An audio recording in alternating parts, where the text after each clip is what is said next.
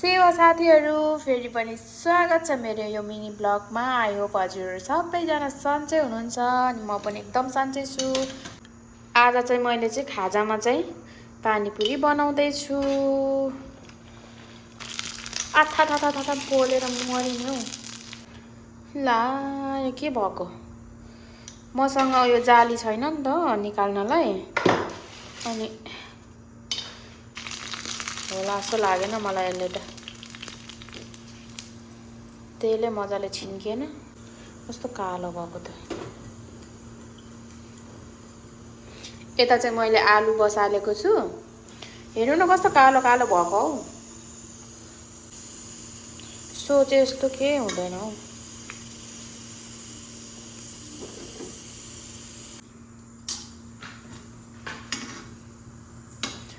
च्याप्नेले भएन कि साथीहरू, फेरि यही पन्युले नै गर्न थाल्यो। यसले पनि हुन त राम्रोसँग त हुँदैन, त्यही पनि त्योभन्दा चाहिँ बरु सजिलै भइरहेछ चलाउन पनि। त्यो चाहिँ छोटो भएर हात पनि पोल्यो, त्यही भएर ओर्सिएछ। राम्रै फुलिएन क्या, अस्ति त ठुलो भएको थियो।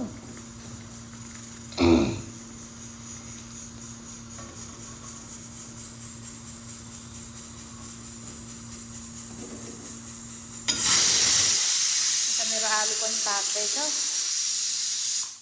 साथीहरू मैले पानीपुरी सबै फुलाएर पनि सक्यो होइन। अब चाहिँ यति नै हो, मैले 2-3 पल्ट बनाएर खाइसक्यो। अब यो चाहिँ लास्ट हो होइन। अब यसको लागि यहाँनिर आलु पाक्यो। अब चाहिँ यसलाई बनाउने अनि खाएको भिडियो पनि म हजुरहरूलाई देखाउने छु, हेर्दै गर्नुहोला। हेर्नुहोस् है गाइज, मैले अब पानीपुरीको लागि चाहिँ होइन आलु, धनियाँ अनि काँचो खोर्सानी अनि त्यसपछि यो प्याज भइहाल्यो। अनि पानीको लागि चाहिँ यो हाजमोला हो। अनि यो चाहिँ पानीपुरी मसला भइहाल्यो। अनि कागती छ। अनि यति म छिटो बनाएर चाहिँ खान्छु। गाइजहरू मैले चाहिँ पानीपुरीको यो किमा त भन्ने होला नि होइन। पानीपुरीको किमा चाहिँ सबै राखिसकेँ। प्याज राखेँ, आलु भइहाल्यो, अनि खोर्सानी, धुलो खोर्सानी पनि थोरै राखेँ, रातो खोर्सानी राखेँ। अनि त्यसपछि नुन राखिसकेँ। मसँग बिरे नुन चाहिँ छैन, अर्को नर्मल नुन राखेँ। अब यसको लागि म पानी बनाउनु चाहिँ बाँकी छ है। मैले यसको पानी पनि बनाइसकेँ साथीहरू। अब लास्ट कागती राख्दैछु माथिबाट। कागती पनि खासै यो रस चाहिँ सुकिसकेछ।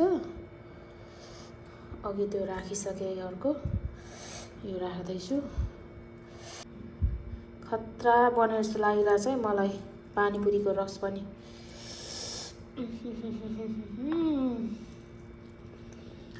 यता यो किमा, यो पानीपुरीको पानीमा चाहिँ मैले के राखेँ भने नि साथीहरू, यो पानी भइहाल्यो होइन। पानी भइहाल्यो, धनियाँ अनि खोर्सानी चाहिँ उयो अर्को काटेको चाहिँ यसमा राखेँ, धुलो चाहिँ थोरै यसमा राखेँ। अनि पानीपुरी मसला भइहाल्यो। अनि चाहिँ अर्को के अरे त्यो पाचक पनि 5-6वटा चाहिँ कुटेर राखिदिएँ यसमा। कलर पनि राम्रो आएको छ होइन, एकदम मिठो होला जस्तो छ। नुन पनि ठिक्क छ, अमिलो पनि ठिक्क छ साथीहरू। अब यो बनाउनु पर्ने हुन्छ अनि खानुपर्ने हुन्छ साथीहरू। यो प्याज खोर्सानी धनियाँ चाहिँ धेरै भयो जस्तो लाग्यो क्या, अनि त्यही भएर यो चाहिँ होस् भनेर सबै नराखेको। अब भरे यो तरकारीमा राख्दा भइहाल्छ। अब खाने हो पानीपुरी। साथीहरू पनि खानुहुन्छ भने आउनुहोस् है, खाए ल।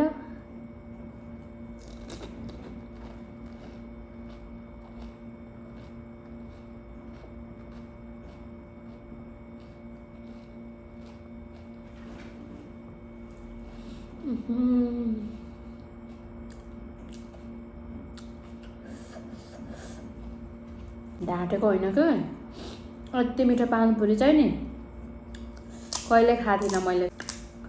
यति मिठो बनेछ नि, टक्क नुन खोर्सानी सबै यति ठिक्क भएछ नि।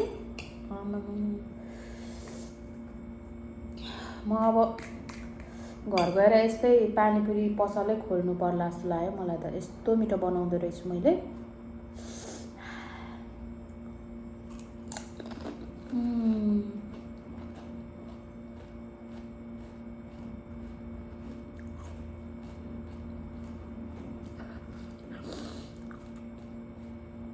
वाउ,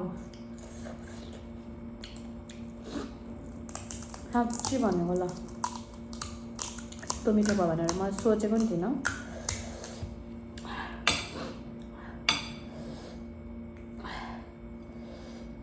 म एक्लै हो खाने, त्यही भएर आज नै अब बुढो ड्युटीमा म अब दिउँसो बनाएर खाइरहेको छु क्या। खाजाको सट्टामा यही।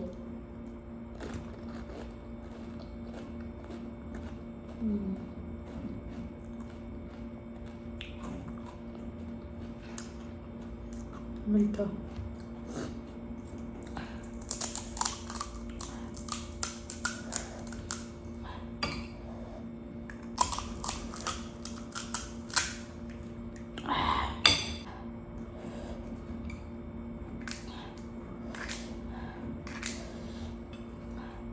यो चाहिँ सुक्खा खानु पर्यो, फुटिहालेछ, सबै फुटेछ।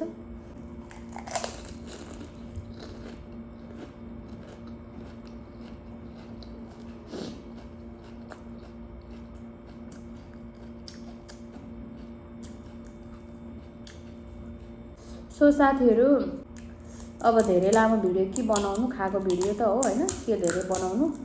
अब म भिडियो यति नै एन्ड गर्न चाहन्छु। हजुरहरूलाई मेरो भिडियो कस्तो लाग्छ होइन, मनपर्छ भने एउटा लाइक अनि कमेन्ट एन्ड सब्सक्राइब गर्न चाहिँ नबिर्सिनु होला। Thanks for watching, bye bye, love you all.